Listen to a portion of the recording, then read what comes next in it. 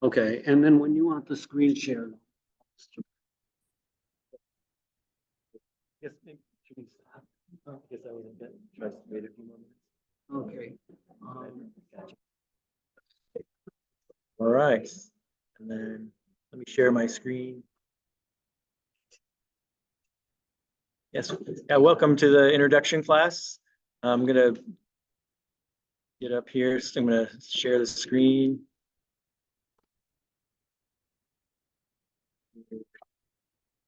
All right, so welcome everybody. I'm Scott Wagnon, a PA at Community Health Centers of Lane County. So how many people this is their first time here? Oh, great, most of you, okay. How many people were here last week? Right, you as well. So welcome, and this is the kind of part two of the introduction. Charlie had told his story, his introduction last week, and I'm gonna tell mine this way today. Yeah, I'm PA for family medicine at the Community Health Centers of Lane County and at the Riverstone Clinic in Springfield. So I've been a PA for 19 years, and I want to tell you a little bit about my journey here. How come let's leave the PowerPoint on.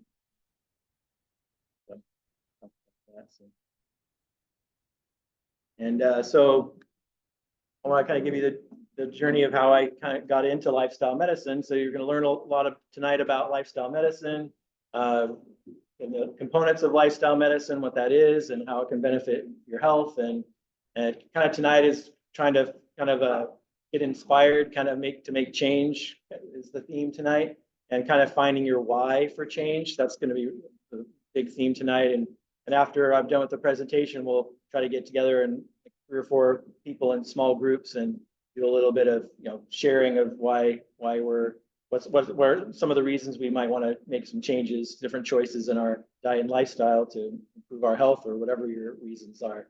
So I think that's so important, because it is difficult to make some of these changes. And so and part of these classes that we're here together in person is that we get to interact. So one of the 6 pillars of lifestyle medicine is social interaction, and that's what's so important.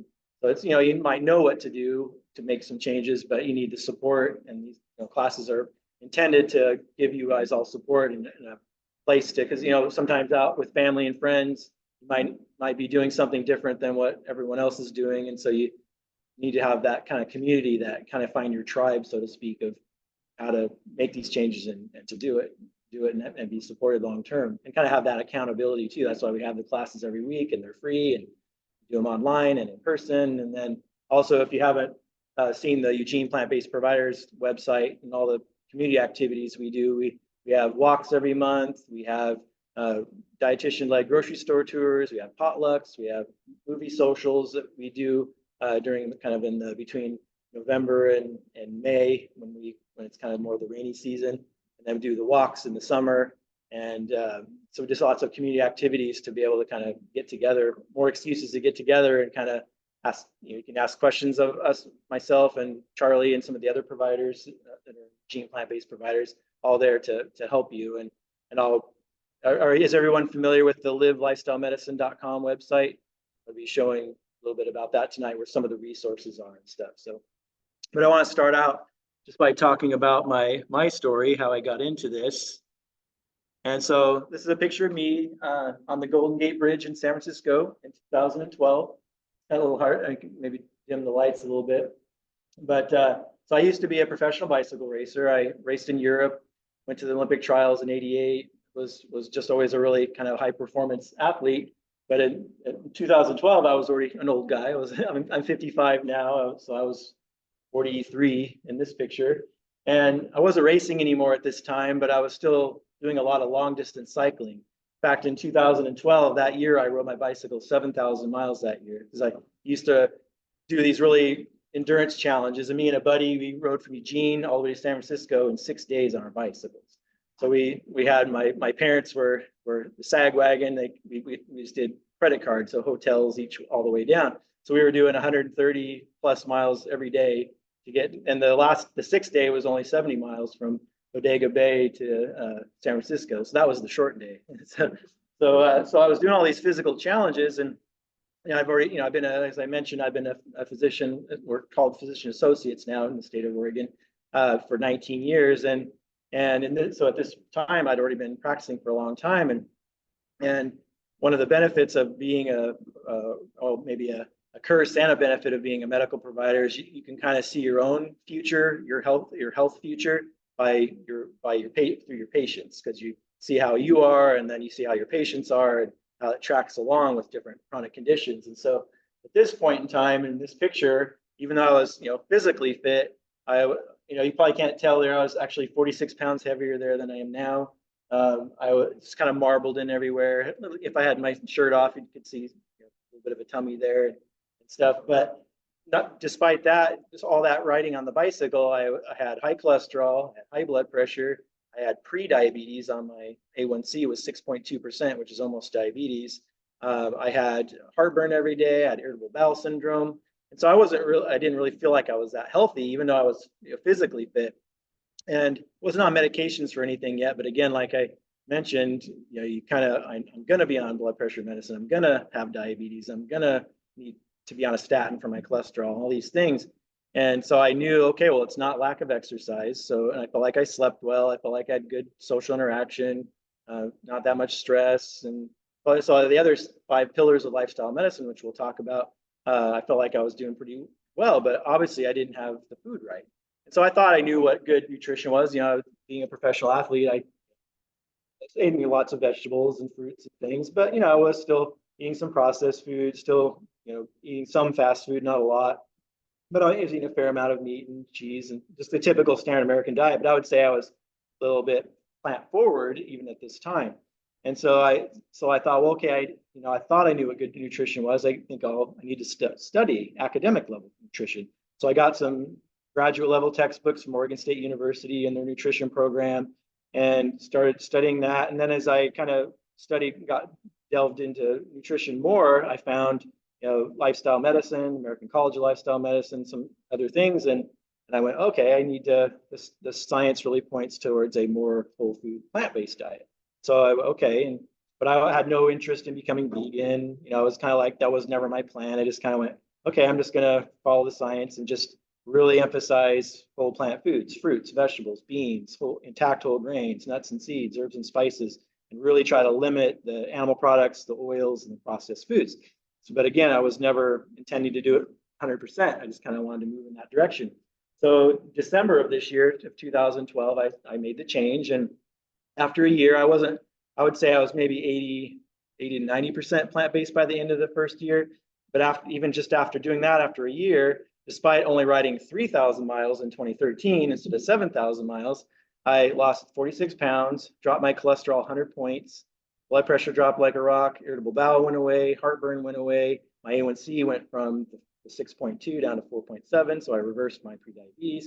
And I felt amazing. So I started teaching it to my patients then, because I was like, oh, this is newfound information. I should really share this with my patients. And interestingly, kind of between year 1 and year 2, I was teaching it to patients, and I had a lot of patients that were making the changes even faster than I was doing or had been doing. And I was like, oh my gosh, I had to start, their blood pressures were dropping too low, and I had to take them off their blood pressure meds and take people off their statins. And people with diabetes for 20 years on 100 units of insulin a day, I was having to reduce their insulin really rapidly. And sometimes I even had patients that went into remission, like no more diabetes, no more insulin, no more medication.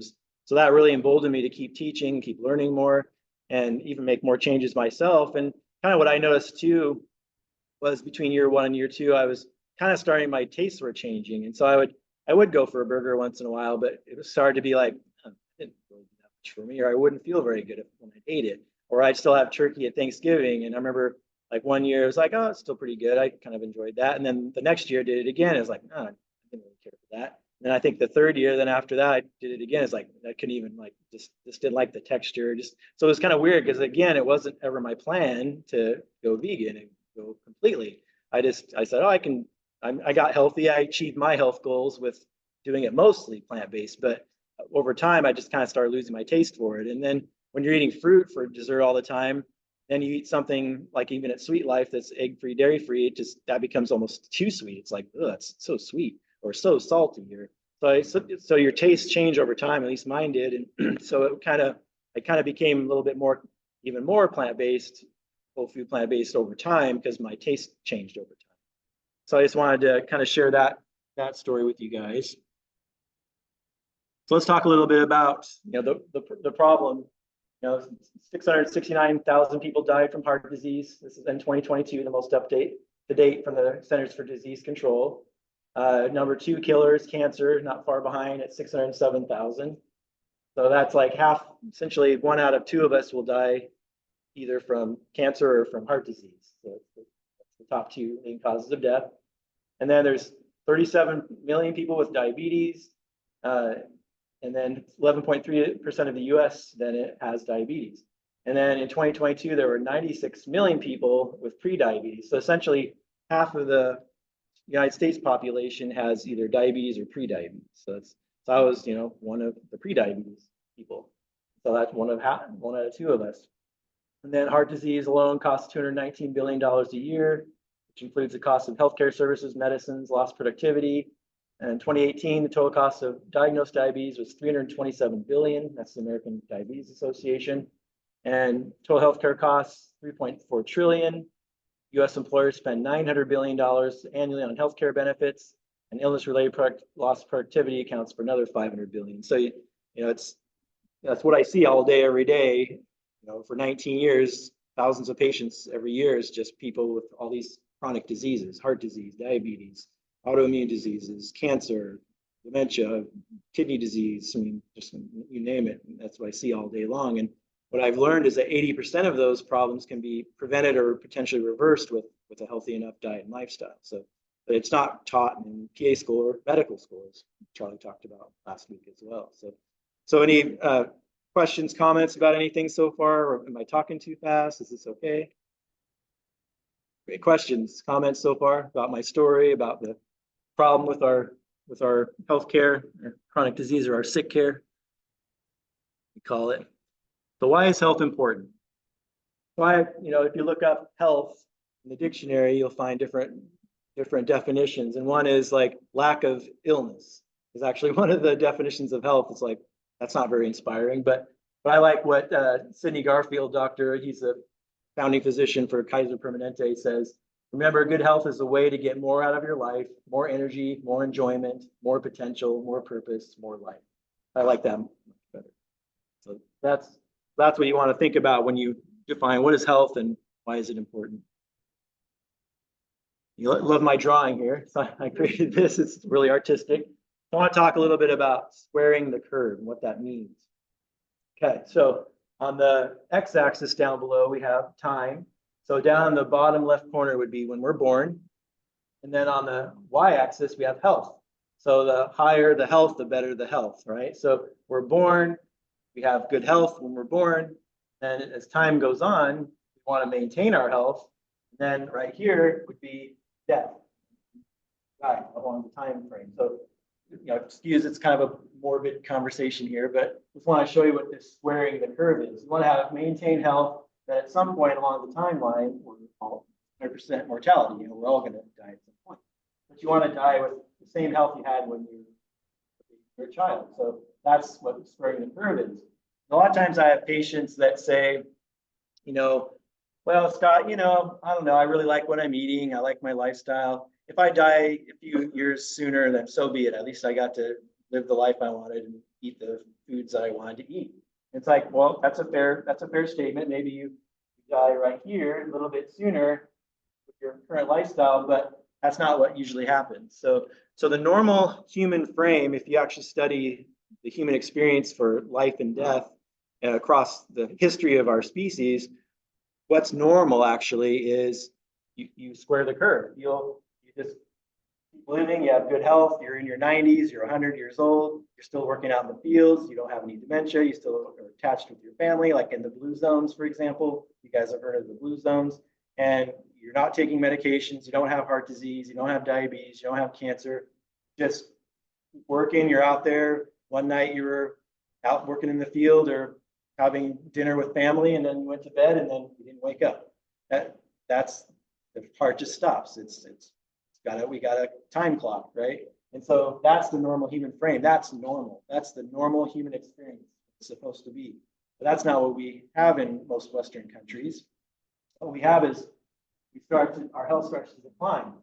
So whether that's the last 10 years, the last 20 years, when you're in your 30s, the 40s, 50s, 60s, 70s, it's going to be different for a lot of us because of different, diet, lifestyle, genetics, environment, social inequality, what zip code you live in. I mean, there's a lot of things that can add to that, can contribute to that. And so what a lot of my patients, I try to show them this and teach them this is like, what do you want your life to be? You want to start having a decline in health and then die? So what do you want your last 10 or 20 years to be? Do you want to be going to doctor's appointments all the time, taking a bag full of pills, not getting to go travel and spend time with family, play with your kids, your grandkids, great grandkids? What kind of life do you want? And I would say most of us would want that slow decline, but that's what almost close to 90-95% of people in this country, in Western countries, have that slow decline. So that's what we don't want. We want to square the curve. And it's really cute. I had a patient once that attended the classes and sent me an email with this picture in the email. And it was a little stick figure of her pushing up the little downslope to the top. And she goes, "Look, Scott, I'm squaring the curve." So I always thought that was really cute. So kind of to give you a video description of the last 10 years, those of you who were here last week saw this already, but I'm going to show it again for the new people. It's only about 60 seconds long, kind of a video depiction of what this squaring the curve, this downslope is like. Oops. Should play. It played when we tried it.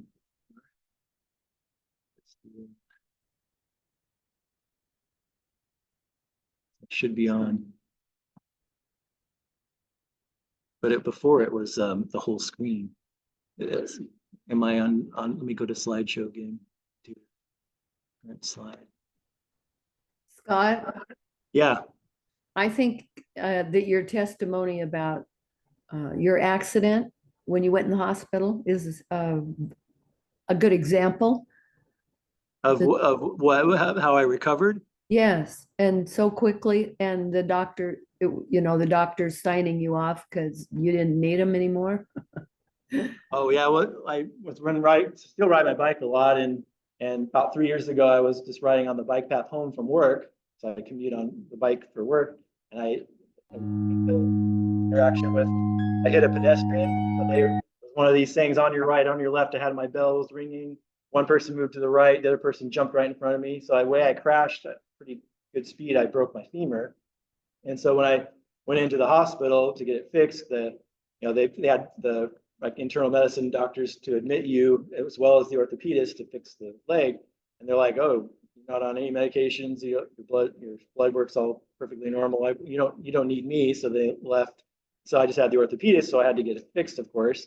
And then just I healed pretty fast and bounced. I was riding my bike again in a couple, 2-3 months after. It was a really bad femur fracture. So that's what Jerry up in the Zoom was referring to. Yep, go ahead. Back. That's the other video too. It all started with my. You gotta go back. Yeah, on the slides. It's that one. So I don't know why. If we just click on it.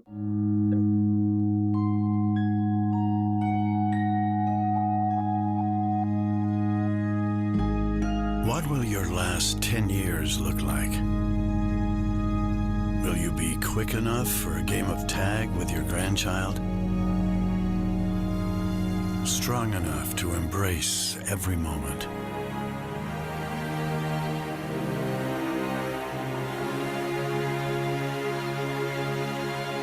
Will you grow old with vitality?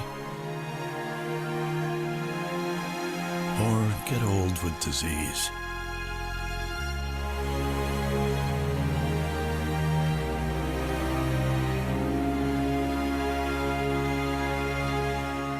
It's time to decide. The average Canadian will spend their last 10 years in sickness. Change your future at makehealthlast.ca.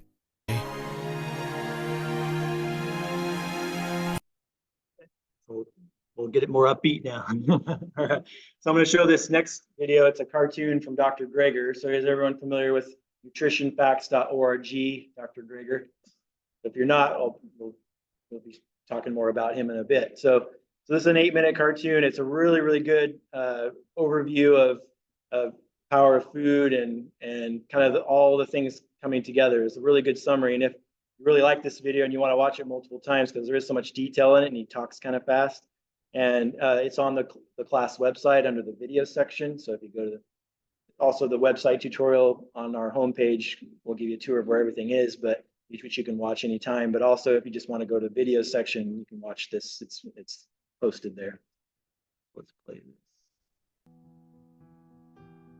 It all started with my grandma. I was just a kid when the doctor sent my grandma home in a wheelchair to die. Diagnosed with end-stage heart disease, she'd already had so many bypass operations that the surgeons essentially ran out of plumbing. Confined to a wheelchair, crushing chest pain, her doctors told her there was nothing more they could do. Her life was over at age 65. But then she heard about Nathan Pritikin, one of our early lifestyle medicine pioneers, and what happened next was documented in Pritikin's biography. It talks about Frances Greger, my grandma. It was a live-in program where everyone was placed on a plant-based diet and started on a graded exercise regimen. They wheeled her in, and she walked out. Within a few weeks, she was walking 10 miles a day, went on to live another 31 years till age 96 to continue to enjoy her 6 grandchildren, including me. Her miraculous recovery not only inspired one of those grandkids to pursue a career in medicine, but granted her enough healthy years to see him graduate from medical school. So it's really all thanks to her. During medical training, I was shocked to find out that this whole body of evidence on reversing chronic disease with lifestyle changes, opening up arteries without drugs, without surgery, was being largely ignored by mainstream medicine. Wait a second, if effectively the cure to our #1 killer could get lost down some rabbit hole and ignored, what else might there be buried in the medical literature that could help my patients? I made it my life's mission to find out. That's what led me to start nutritionfacts.org, and that's what led me to write the book, How Not to Die.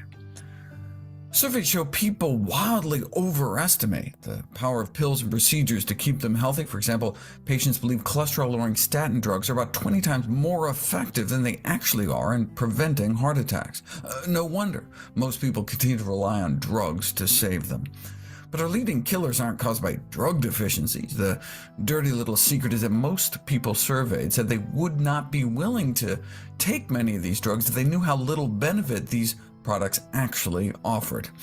Whereas cleaning up our diets is not only safer and cheaper, but can be more effective in preventing, arresting, and reversing some of our leading causes of death, because you're treating the actual cause of the disease. Each year, the CDC compiles the 15 leading causes of death, and so I have a chapter on each. How not to die from heart disease, how not to die from lung disease, how not to die from brain diseases, digestive cancers, infections, diabetes, high blood pressure, liver diseases, blood cancers, kidney disease, breast cancer, suicidal depression, prostate cancer, Parkinson's disease, and how not to die from so-called iatrogenic causes, which is essentially death by doctor. That's the first half of the book, and the good news is that we have tremendous power over our health, destiny, and longevity. The vast majority of premature death and disability is preventable with a plant-based diet and other healthy lifestyle behaviors. I didn't want to just write a reference book, though. Yes, there's thousands of citations to peer-reviewed scientific papers, but I also wanted it to be a practical guide on translating this mountain of evidence into day-to-day decisions. And so that's what became the second half of the book. First, I started out with a traffic light system to classify everything into red light, yellow light, and green light foods. Though there are exceptions, I talk about the best available balance of evidence suggests the healthiest diet is one that minimizes the intake of meat, eggs, dairy, and processed junk, and maximizes the intake of fruits, vegetables, beans, which are split peas, chickpeas, lentils, legumes in general, whole grains, nuts and seeds, mushrooms, herbs and spices, basically real food that grows out of the ground. These are our healthiest choices. Some foods, though, have particular medicinal qualities, and so I then center my recommendations around a daily dozen checklist of all the things I try to fit into my daily routine.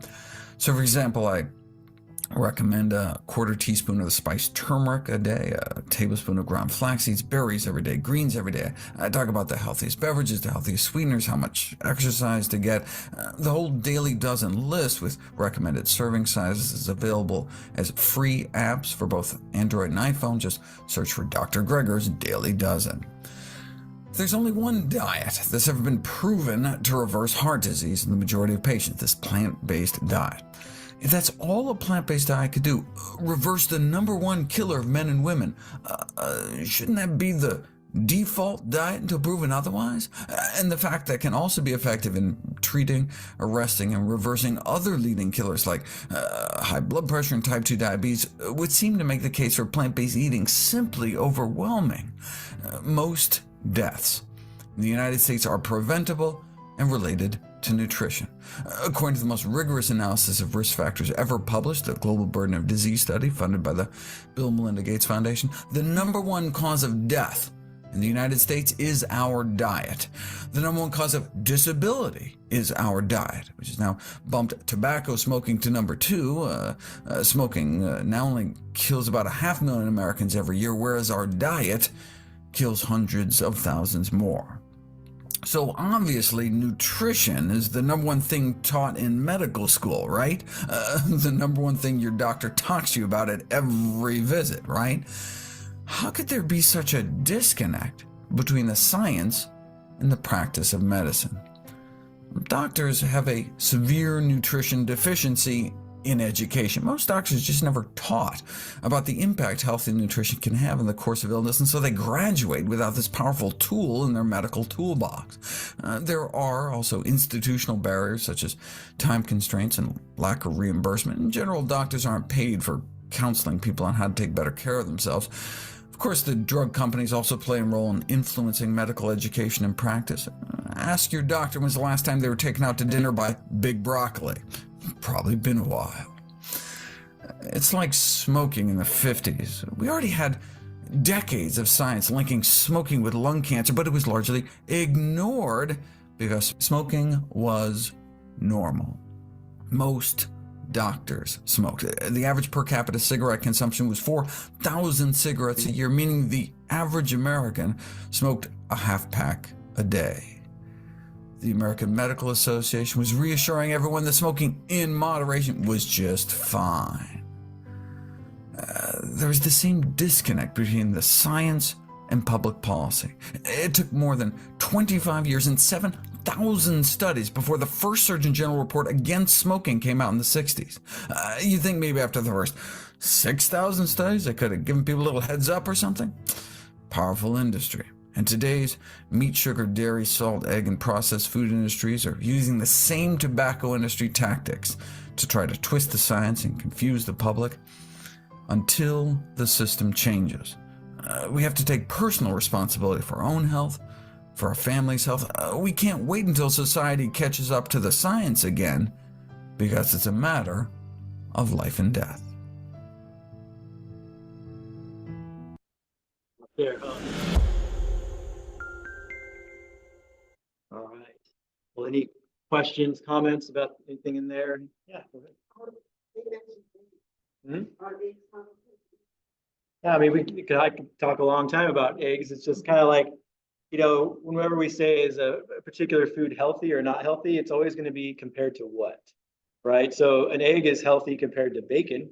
An egg is healthy compared to a donut, because at least it has, less fat, it has some protein. So it has, compared to that, but compared to anything that's unprocessed whole plant food, it's not healthy, not a healthy choice, because it doesn't have any fiber. It has animal protein, which comes with its own risk factors. It has IGF-1, insulin-like growth factor 1, which is a cancer promoter. And then the yolk has whole cholesterol. So it's not a healthy food compared to whole plant foods. But again, we could compare any two foods and say which is healthier, so it's, but yeah, probably better than a Hershey bar. Yeah. So it's just always like, we always talk about in these classes, like eating a red light food, which eggs would be in the red light category, is a lost opportunity to eat something that would have been healthier, that would have been health promoting. So yeah, so that's a great question. Any other questions before I continue? Comments, anything? All right, so lifestyle medicine. So it's through the American College of Lifestyle Medicine, which I'm board certified through, and Charlie's gonna be taking his exam. It's what I found interesting was, because I already felt like, just like Charlie, I knew a lot about nutrition already, and felt like I knew the science really well on that. But when I actually got into the core curriculum through the American College of Lifestyle Medicine, I learned that only about 20% of the test is actually nutrition. So it's like the other 80% is all the evidence behind the physical activity and the sleep science and meditation, mindfulness for the stress management, social connections, and avoiding risky substances. And actually, the avoiding risky substances, tobacco, alcohol, drugs, I kind of felt like in PA school and medical school, I'm sure Charlie could attest to. I thought we got pretty good education on those things, because it's kind of like everyone knows, oh yeah, you shouldn't smoke and you shouldn't drink too much. And so we did get some pretty decent education in that particular pillar of the 6 pillars of lifestyle medicine. And then social connection, some of it does seem intuitive, whereas nutrition, I think I find with patients and people is that there's more myths surrounding it.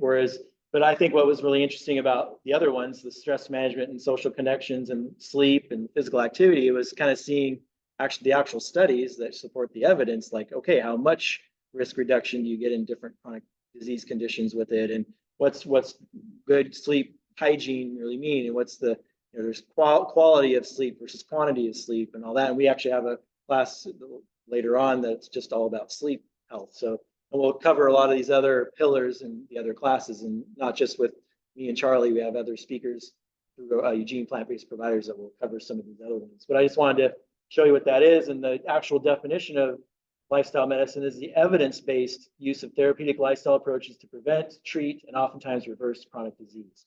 And it's actually now there's over 300 medical residencies across the country in lifestyle medicine, where you go through and then you can get board certified in lifestyle medicine. There's, culinary medicine is a new growing thing.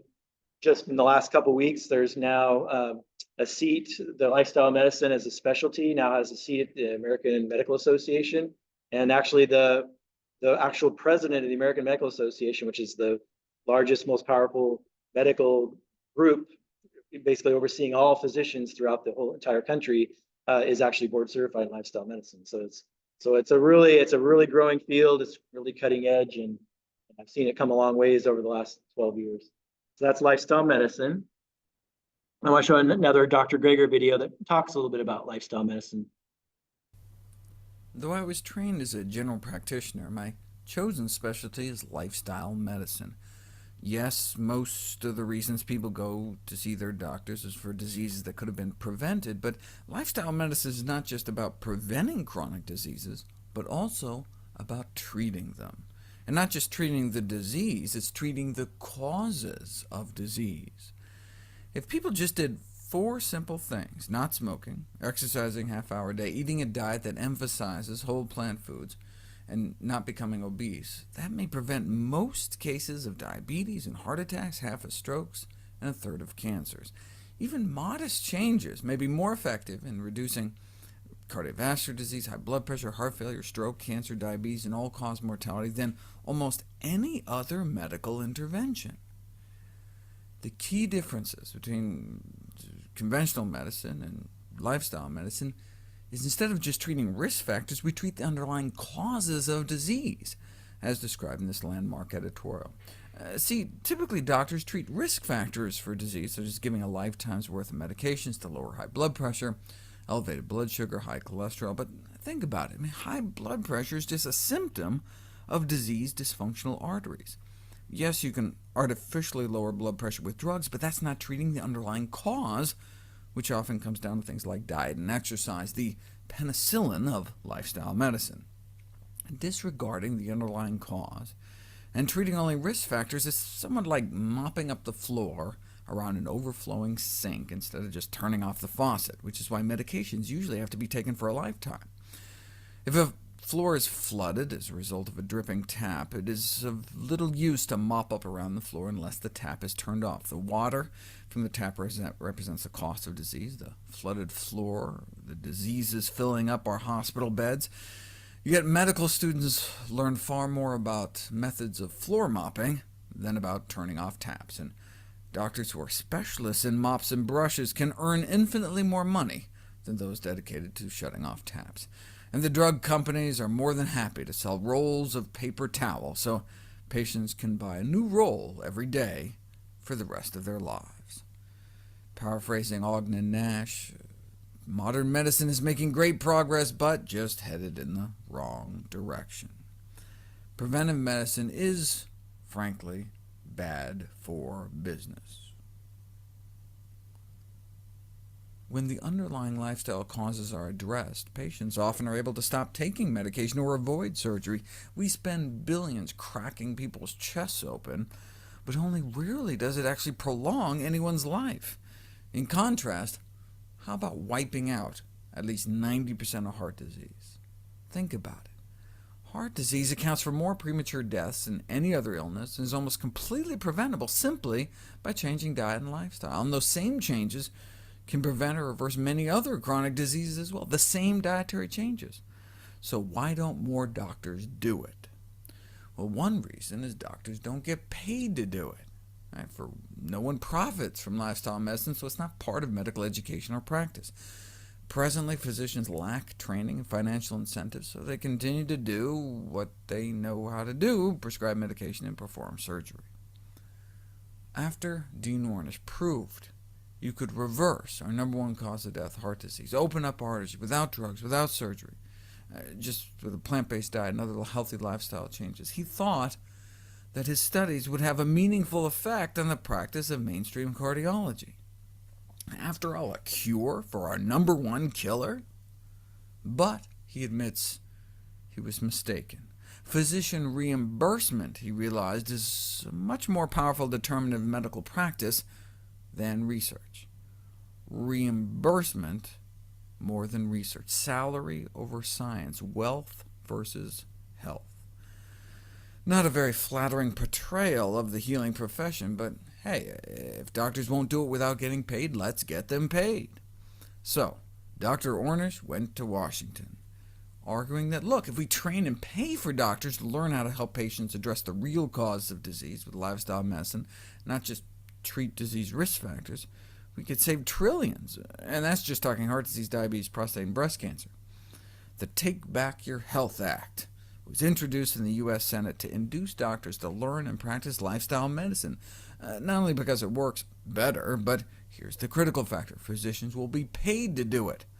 The bill died, just like the millions of Americans will continue to do with reversible chronic diseases. Ron Wyden there? Yeah, right. I have good news, though. Yeah, good for him. Good news, though. You can turn the lights up. I'm just going to be on the computer in a little bit, but good news is that Dr. Ornish actually got his intensive behavioral lifestyle modification. Was basically it's intensive cardiac rehab, because it's for people that have heart disease, have had stents, bypasses, all that. Got it covered by Medicare. It took 16 years for him to get it covered by Medicare, but he was successful.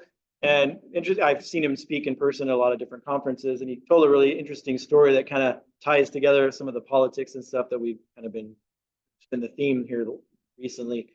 And he actually said that because he was one of the personal physicians for President Clinton, so he's really good friends with President Clinton. He was the one that said, because Clinton had heart attacks and stents and stuff put in, and his doctors at that time years ago said, oh, it doesn't have anything to do with your diet. It's just genetics, is what they'd said a lot of years ago. And he's like, basically went to Clinton and said that's totally false. It's actually totally your diet and lifestyle. So he got him on a plant-based diet, 100% whole food plant-based diet, and more heart attacks. He's done really well. And so because of all that knowledge and being good friends with Clinton, while Clinton was still president, he was trying to get his lifestyle program, which is 100% whole food plant-based diet, meditation, so stress less, love more, move more, plant-based diet. It's kind of his thing, and he's shown to reverse heart disease with that, early stage prostate cancer with that, lengthening telomeres to extend life at a cellular level with that same diet and lifestyle, and most recently just published this randomized controlled trial on reversing early stage Alzheimer's with the exact same thing. And so we have all that data now. But anyway, so he was using that data, and he was trying to get it covered through Medicare. and has been unsuccessful. And so basically what happened was Clinton kind of used his clout as president to try to get it covered through the head of Medicare, all the powers that be in Medicare, and wasn't working, didn't work and stuff. And so then kept going back, Clinton or Ornish, and wouldn't get it covered. And then finally, after 16 years, I don't remember what the timeline was between when President Clinton intervened and when Medicare had people said, yes, it's covered by Medicare, that time frame. But when he had a talk with the head of Medicare, Ornish, when it was finally covered, he said, well, why did it take so long? He goes, you know what, Dean, one of the reasons it got slowed down in the process is because he went behind our back and got Clinton involved. So that actually hurt him because it's such a political grab for power. It's not about health. It's not about what's best for people. It's about power and politics. I mean, so that I thought that was a really interesting story he told at one of the conferences. Yeah, so because Dean Ornish got help from Clinton to try to get Medicare to cover his program, they actually made it go slower. They made it take longer for him to get it covered. So it actually hurt the process because Clinton tried to help as president of the United States, was pissed off Medicare leaders. So that's essentially that's what we're dealing with in this country with politics. But yeah, the toddlers, right? So anyway, but yeah, so now it's covered. It's great because then whenever Medicare covers something, then all the other insurances start covering stuff. So that's really good news on that front. So I want to end with that kind of good story. But so any questions about anything? I want to kind of show you guys some of the resources that are available on the website and stuff, just for kind of getting. And then after we do that, we'll get into groups and we'll get kind of our minds into like what maybe some of our whys for change are. So you knew what mine were. You know, didn't want to get all those chronic diseases, and I wanted to be healthy, and so that was my why. Everyone has their own, and some people, I have younger patients. I see young patients all the time. Now that I used to be internal medicine, now I'm family medicine, so I see teens and early 20s people now. And so I have to kind of shift my trying to get them to make changes, as they aren't necessarily, someone that's in their early 20s maybe doesn't care about whether they have a heart attack when they're 40 or get cancer or diabetes. They need something else to motivate them, and I can have them watch movies like The Game Changers for high performance and being really healthy and lean and reduced inflammation in the body, help with acne. Maybe they care about animals, they care about the environment, because one of the things is eating a whole food plant-based diet. Yeah, I did it for my health, but some people might do it because, well, it's good for the environment. I love animals. I don't want to contribute to their harm. It's more sustainable to feed the planet. Just there's so many reasons that it's good. So it's not just for health. And so I've kind of learned those things kind of over time. I didn't initially do it for any of those other reasons, just for health, but now I'm really glad I made these decisions, because I know the way I'm eating and living my lifestyle is not contributing to climate change, and it's going to help to feed the planet and preserve the forests and the land and the water and all those things. And then also another thing is pandemics. So these basically zoonotic diseases we're getting, these viruses, they're being caused essentially by the kind of the hyper amplification of food production. So these CAPOs, confined animal feeding operations, and cramming all these animals together is what's actually breeding these resistant viruses. And then all the antibiotics we use for feeding, like 80% of all the antibiotics consumed in this country are being consumed by the animals that we eat for food. So you talk about, I don't want to take antibiotics for unnecessary reasons. Well, anytime you eat an animal product, you're eating the antibiotics that were used to keep them from getting as sick in these confined operations. And so those are other reasons. A lot of the young people, they care about those things, social justice and environment and sustainability and all those types of things. That's what gets them.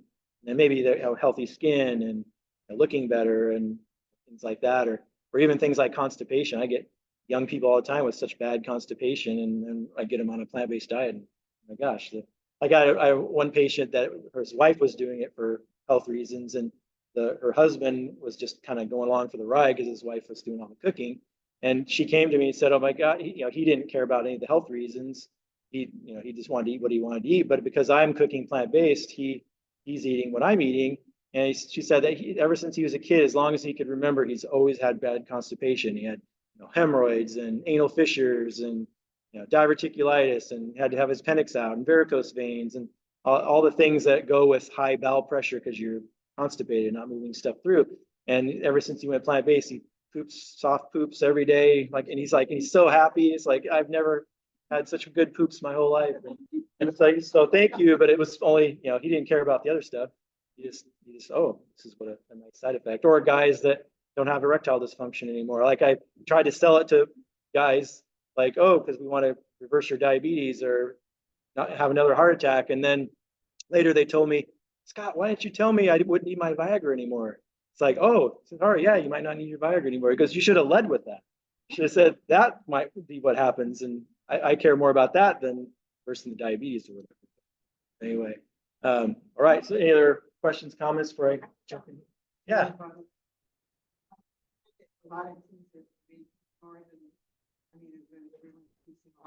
Probably, yeah, a lot of people are vaping instead of smoking, but yeah, some of the studies are kind of showing similar health risks, but we just don't have long-term studies on it. So it's probably going to end up not being really any better in the long term, but we just don't know yet.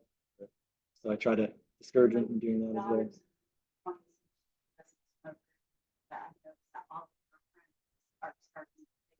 Yeah. Around these little things. All right. So it's like, all right.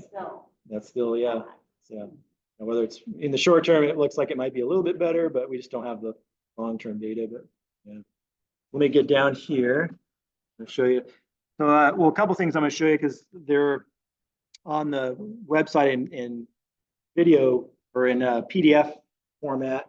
One of the things I'll show is the evidence-based eating guide, which those were back there on the table. So I'm about out of these. I actually got these from Dr. Greger personally.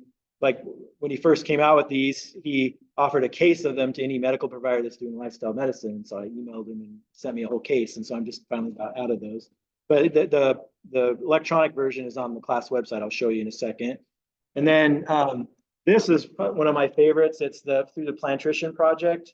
And they put on a conference every year. Charlie and I are going to it next month down in Anaheim, California. But the Plantrition Project has this evidence-based plant-based quick start guide. I have a PDF of this. It's copyrighted, so I can't put it on the website. But I'll show you. I have a PowerPoint presentation of this booklet, which pretty much has almost everything in it that's in this. You can buy these at their website. They're like $6 a piece. It's color. It's really nice if you like to have something physical in your hand. But if you don't mind getting an electronic version, I can send it to you, each of you individually. So if you email me, I can send it to you. So my email is under the contacts on the class website, but it's SEW Scott. So SEW Scott, SCOTT at AOL.com. I'm actually no, Plantrition Project has a website. If you just Google Plantrition Project, you'll see it. Or you can even Google the plant-based nutrition quick start guide. They also have it in Spanish. They have a pediatric version for those of you who have kids. And so if you just email me under that email, soscott@aol.com, I can send you the PDF of this exact same thing. It's just, but you'd have to order it online if you want the paper version. But I'll show you that PowerPoint, because probably 90% of what's in that is on the PowerPoint, which is not copyrighted. They said I could put that on the website. So let me show you. Let's see. I want to keep the screen shared. I like this quote, Hippocrates, "Let food be thy medicine and medicine be thy food." Okay, let's escape. Let's go down to here. Let's add. Get plus here. Let's go to.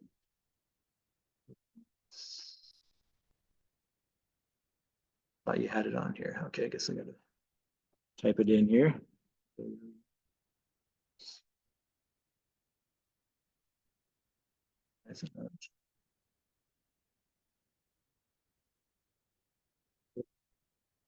we go, livelifestylemedicine.com. the website, and then see that okay. All right, so pretty much everything is on the everything on the home page here. I'll go over. So if you want a full tour of the website, just scroll down here. Here's the link for the classes, or which we still have been doing Tuesday, but we're going to be switching just to do this every Friday and then online at the same time. So if you can't make it, you could also attend over Zoom, which we have a few people in Zoom right now. And then scroll down to the website tutorial. So if you click on this, it's a 15-minute recording of me giving a full tour of the website, where everything is, how it all works. So if you haven't checked that out, check that out. Let me go back up to the resources tab. There was like the videos and stuff. That's where some of those videos are with Dr. Greger.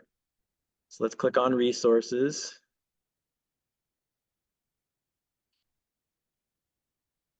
Sources page. So there's a bunch of stuff, handouts from classes there, the apps to download. So Dr. Greger's Daily Dozen is there. There's a full list of different books you can check out, cookbooks. I'll go over some of this stuff at some of our other classes, like meal planning, which we're going to do next week. I'll go over some of this there. Let me go down to stuff. So there's some few things here that are really good for people that are just getting started. So you can go to Dr. McDougall's color picture book. That's on here. And this is really good. Dr. McDougall, he actually just died about a month or two ago at 77. We don't really know the exact cause of death. He'd had a stroke when he was 18.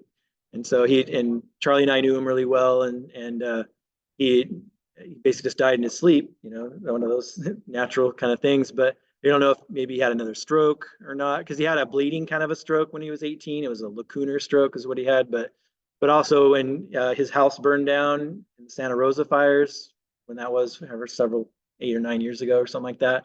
And he broke his hip and he had an infection. He got really sick. So when Charlie and I last saw him about 5 or 6 years ago, we lectured with him at a continuing education conference for DOs up at Portland State in Portland. And he just was really feeble and stuff. And he was not doing as well. And then he was still doing everything, on doing his 12-day program and stuff online and everything. And then, but yeah, we don't know the exact cause of death. So I guess a lot of the people that, like I put it up on the website, there was a tribute to him by Dr. Anthony Lim, who's now the medical director of the McDougall program. He has been for the last several years, but mentored under Dr. McDougall. And he was, if you haven't seen it, it's on the video section of the website. You can check it out. They talk a little bit more about his life, and actually he kind of beat the odds already by how sick he was when he was younger, that he even lived to 77 and whatever. So, but yeah, this is a really good, actually Dr. McDougall's grandkids inspired him to do this picture book. So it's just eat this, don't eat that, kind of just really blunt.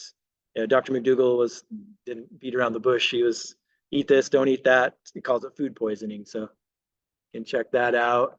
That's good for people that are new. And then scroll down here. And here's the plant-based quick start guide presentation. So if you click on this, that's a PowerPoint that kind of goes over this particular booklet. So you can check that out. See, let's scroll down. Oh, I got some stuff in Spanish, because now about 60% of my patients only speak Spanish. So I have some stuff on the website from there. Trying to find maybe it's under the class. Because I have the evidence-based eating guide here too. I'm trying to remember where that's at. Might have put it under the handouts from classes. That's where it is. Scroll down here. Yeah, there's just a lot of stuff on here built up over. Yeah, here it is, evidence-based eating guide right there. That's this in electronic form. So we didn't get one. That's kind of the main stuff I wanted to show. I mean, also under here, there's like the traffic light handout that I give out to patients.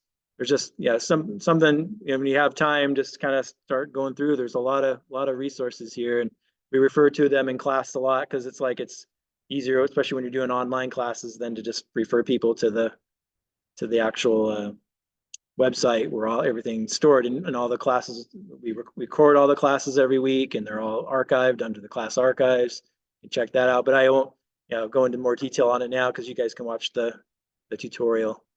So any questions about the website or some of the basic information? I just kind of want everyone to have a kind of a starting point because it's like, you're here to get inspired and see what can I do to get started, and then you kind of finding your why is the number one first question to answer, and then how. So why and how and what are you going to do and why and how. So any questions at this point?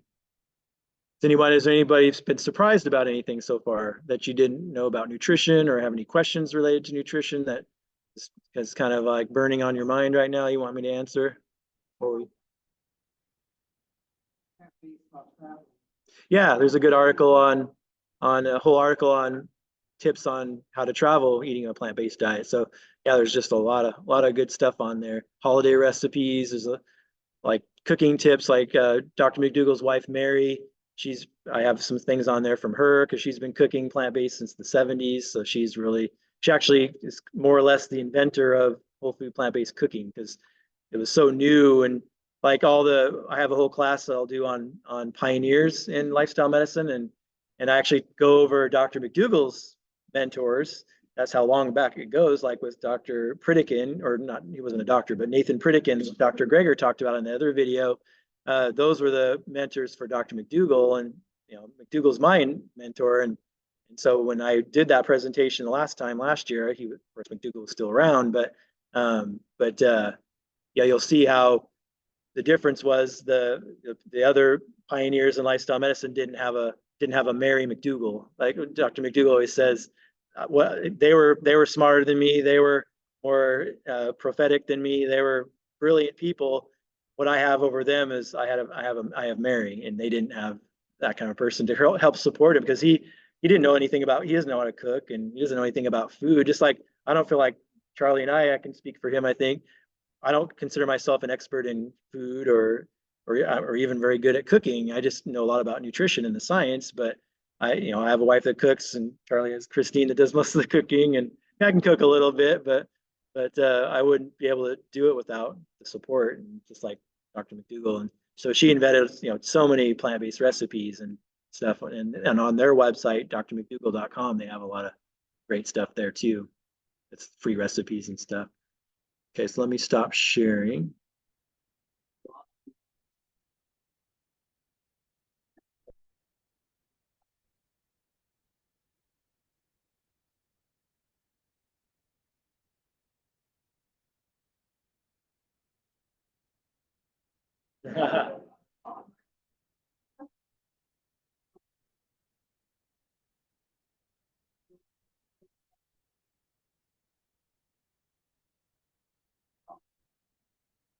That's, good ways to help all of that.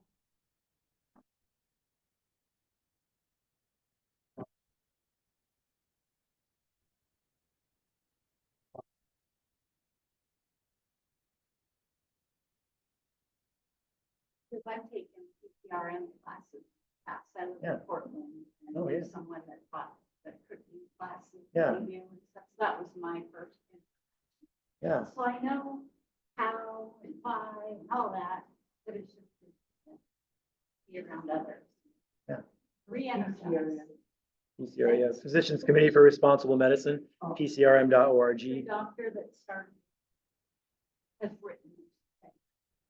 My family's from North Dakota, and they're all cattle people. It's like And so Neil when I Barnard, heard he yeah. was from- Fargo.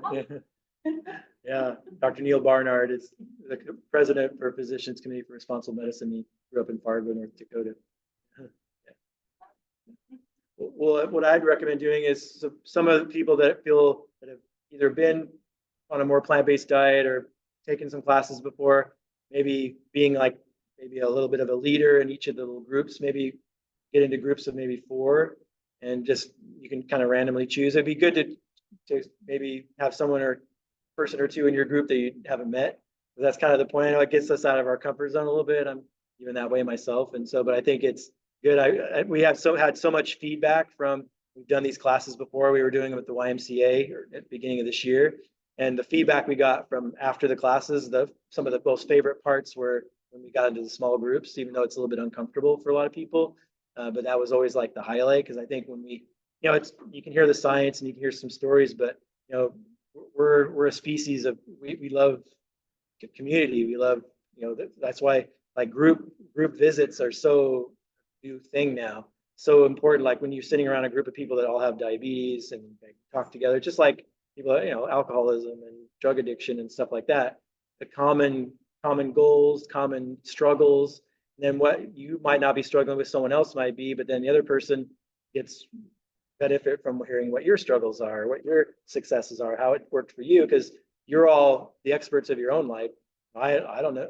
I'm not the expert for your life. You are. And so my job is just to give you the information and then try to switch to kind of more of a coaching role. And that's the other thing too. We have health coaching available for free online through Lisa Chick, a fourth year medical student. She's just actually going into her fifth year because she did a fellowship, and that's available on the website. You'll see if you get the newsletter and all that. That's also available one-on-one coaching. But so let's stand up. Oh, yeah, go ahead, Debbie.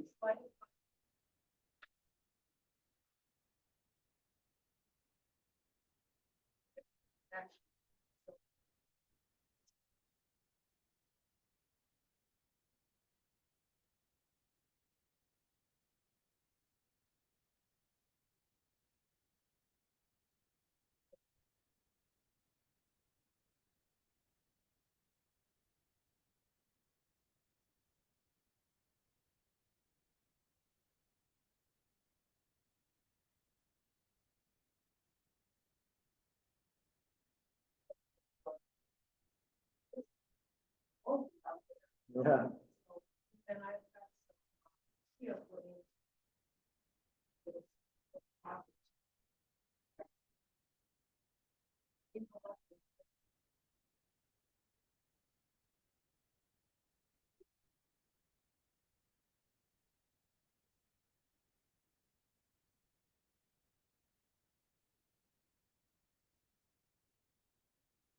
Yeah, we can all, we can get into groups. I don't know if we want to be in a group. So we have about 20 people, I think, right? 20, 21.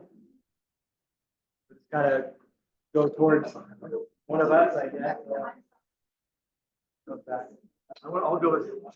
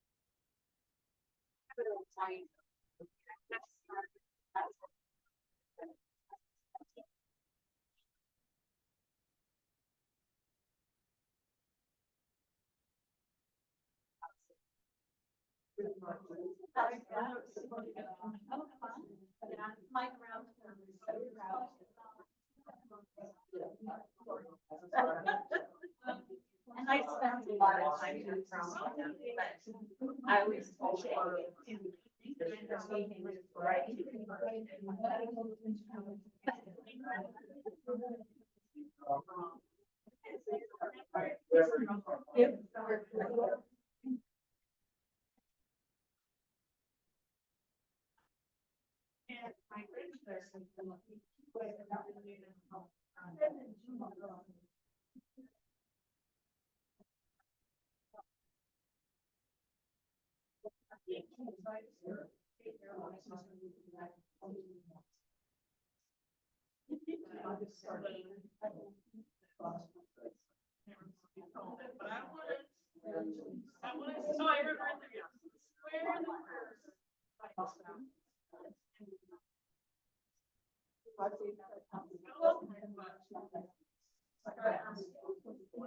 yeah.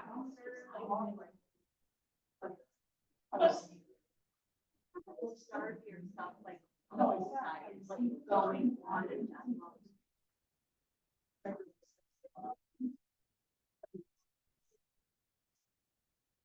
My doctor gave me some calories.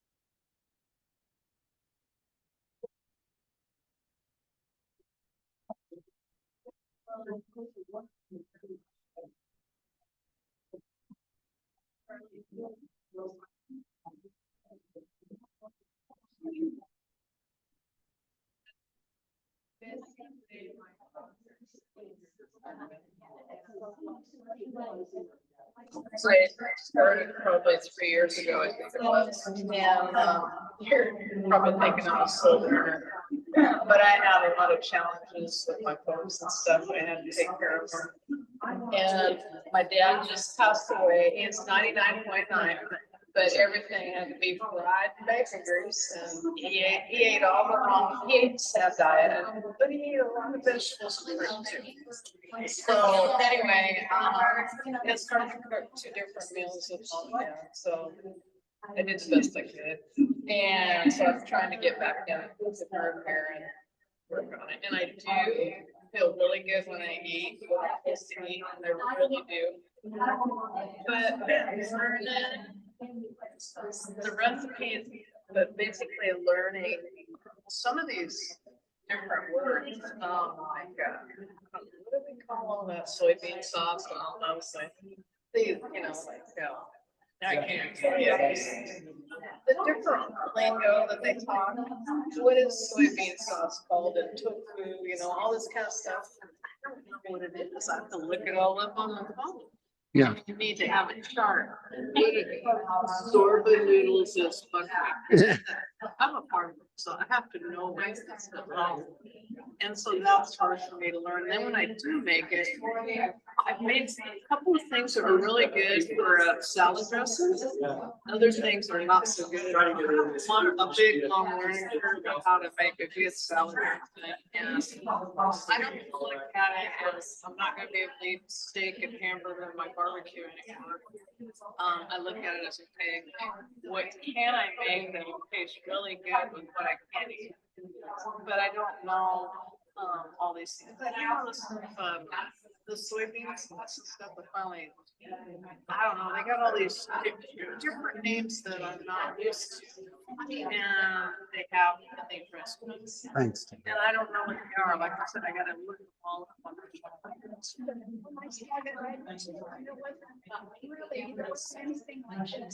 Yeah. Right. You know what I did? And that's why I'm really think the internet was really my friend. I found a lot of recipes. I just like recipes. You know, I kind of started that. Yeah, So, you know, it can seem overwhelming. I think the best thing to do is to keep it really simple. yeah, it's true. That's what I've been doing. And to begin with, Charlie and I we ate a lot of eggs, potatoes, some beans on top, and some salsa on top of the beans. You know, that was a started, we tried the rice and the beans. And then we branched more into the tofu. Finally, we love tofu now. But it took a while for me to learn how to do that. We like it. It's really good. We couldn't stand mushy tofu when it was, you know, kind of. Tofu is nothing other than edamame, which is the soybean Yeah. crushed up, Oh, it's just the baby soybeans, the young soybeans. pretty much. And I'm not exactly sure how they process it.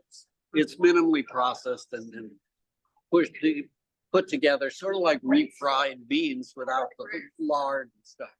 When you think of it that way, it's not so gross as that slab of whatever that is.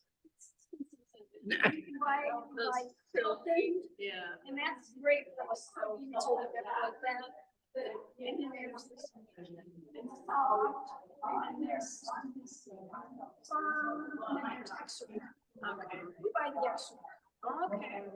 And I take it and I wrap it in a tea towel and put some heavy on top and take kind of absorbs the moisture out. Let's I'm gonna try to dry it out. And we'll go over that more. Good, good, These classes will keep going over good. recipes and, you know, difficulties that you may be having, the terminology that you're having a bit difficulty with, Right. like even legume. What's a legume? You know, Yeah. yeah, but some people, for me, it was new to me 13 years ago. I had no clue what a legume was. And just give yourself some time. You don't have to be perfect. Right, right. Right, I know what you mean. So anyway, no, that was, and I bought different books and read them and tried to cook, and it is a trial and error thing, but I've made some really good things, really, so. Keep track of that. That's a success. Put it in on the success column of your sheet. You know, most people, they'll have like either pies or tins, favorite vegetables. And that's all they care. Yeah. That's really what, I mean, if you know how, like, I mean, you gotta make it. You can get really fancy. I can do that. But I don't sometimes get tired of it all the time. So I like to keep things simple. Simple is like a baked potato or a microwave potato. Cut it open, put in some beans, half a cup, 3/4, whatever beans you like, or hummus. Some salsa, whatever salsa you like. Couple handfuls of greens of whatever you like, arugula, spinach, broccoli. And there's a meal, and then for dessert, serving a fruit or two. It's that easy. For a dinner, for breakfast, it could be like oatmeal, a full cup with some blueberries or some fruit that you like. With, I do that. again, you could add some beans or lentils, which is sort of weird, but you get used to it. And a handful or two of greens or other kind of things, like we have carrots or. We eat a huge breakfast, but we start off 13 years ago. But now, you know, we have some iced tea greens and some sprouts. Yeah, but it's huge. It really is huge. Full. By the time it takes us have a half hour breakfast. It does, but But we have a pretty complicated breakfast only because we enjoy doing it together. It's a big, so much food in one setting. Then she didn't give me a chance to answer. Kids always ask.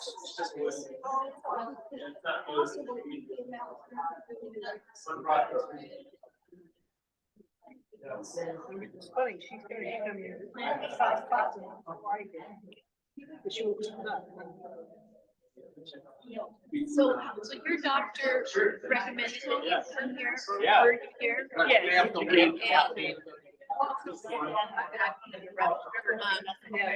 Okay, everybody, we're gonna break for a moment because we have till 8:30. We have got to stop. And we wanted to just talk a little bit and see what you have to say from each group, what you came up with. So let's start with the group in the very back. Anybody have a speaker or whatever it might be who wants to share?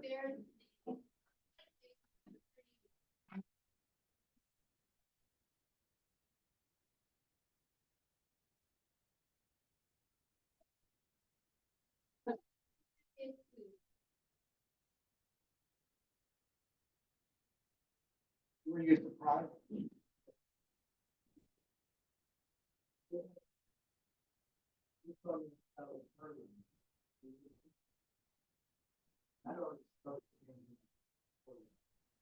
Didn't know about it. So it's really okay, salmon.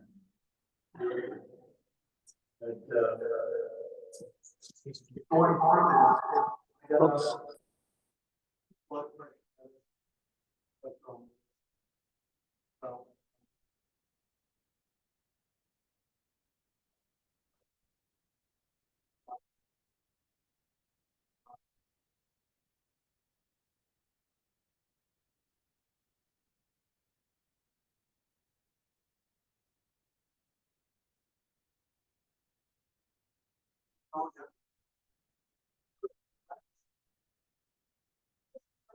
Well, you have a wonderful life and you've had success and thank you for sharing that with us. Next, how about the next group over here?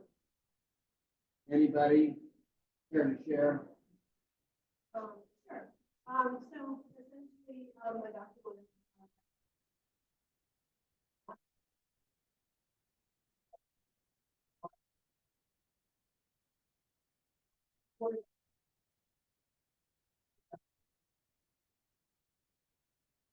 It's thoughts like that make me want to jump up and down. And say, oh, the doctor says take another pill and you say, no, I don't want to do that. I want to do something with my lifestyle. But what we're hoping is that as your providers see you, they'll start saying, well, we don't have to push another pill. Maybe we could send our patients to class and they can make some lifestyle changes. That's how we want to change the practice of medicine. I think it is possible. How about this one?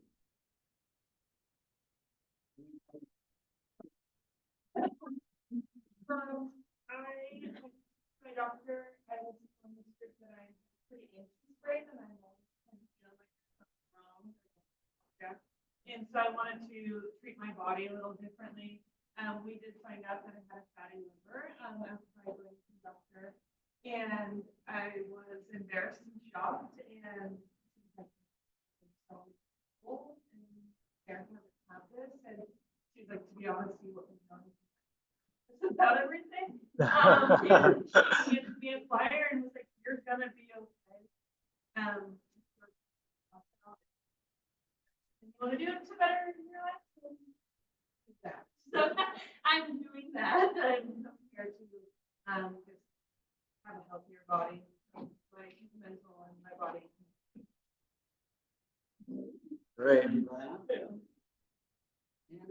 from this group care to say anything?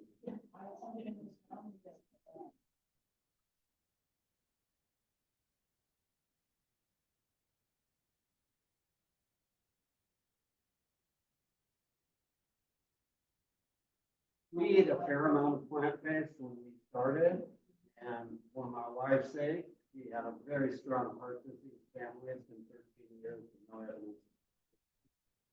We're both in the 70s. Kudos to you. And the last one.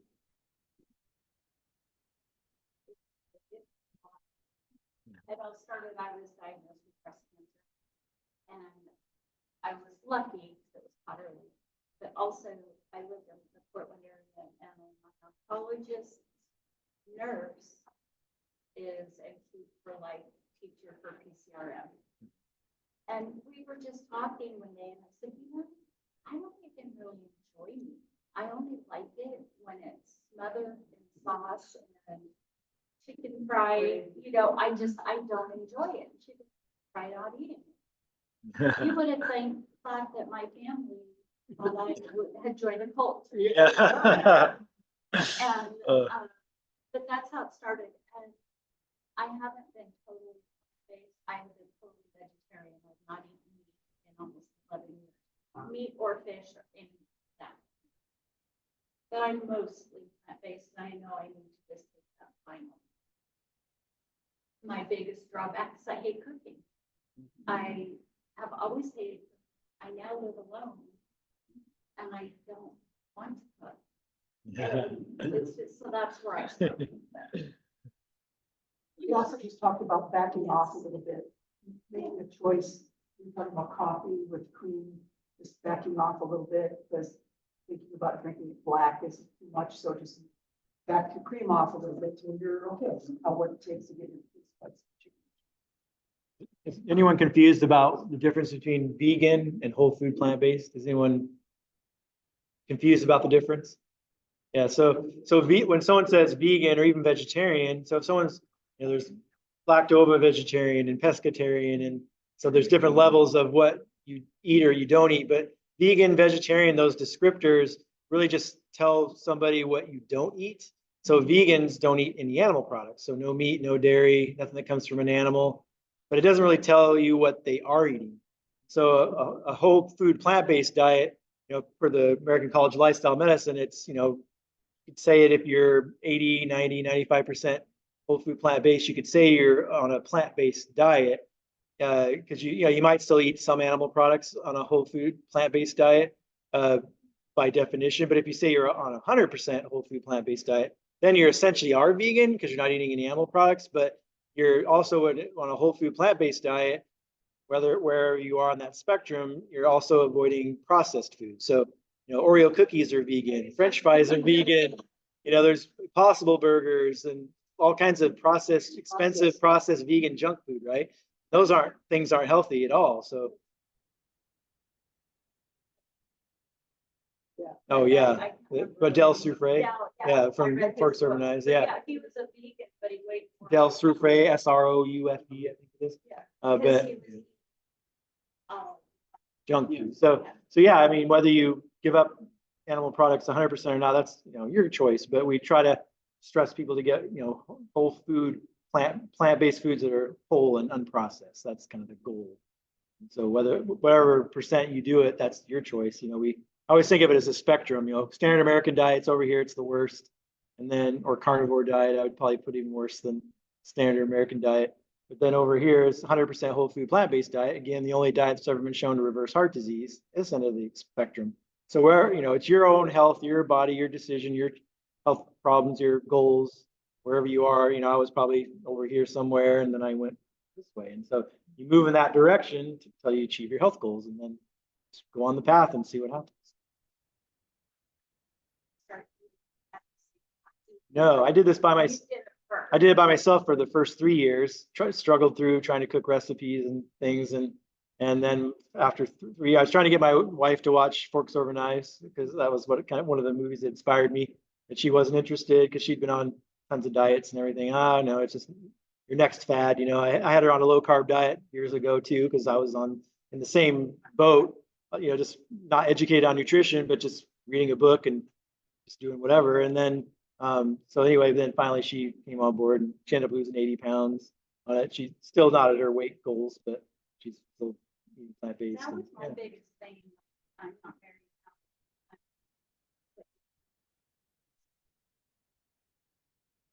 And I got to the point where it really grossed me out.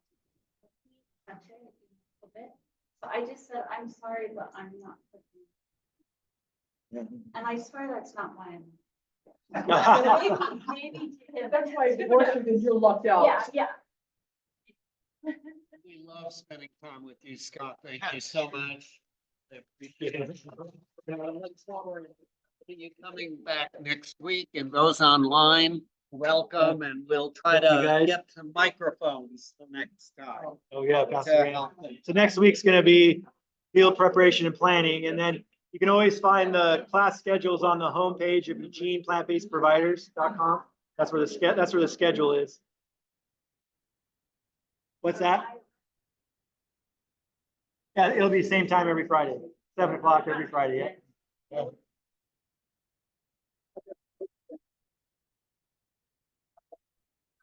Oh, that's, He has an Apple, and he uses this. Yeah. Hard drive. This is not Apple. It recognizes this, but doesn't play it. oh, it's September? No, I'm going to Okay. Anaheim, I just thought I would take your brain. but she won't. Let me end this. Bye, guys.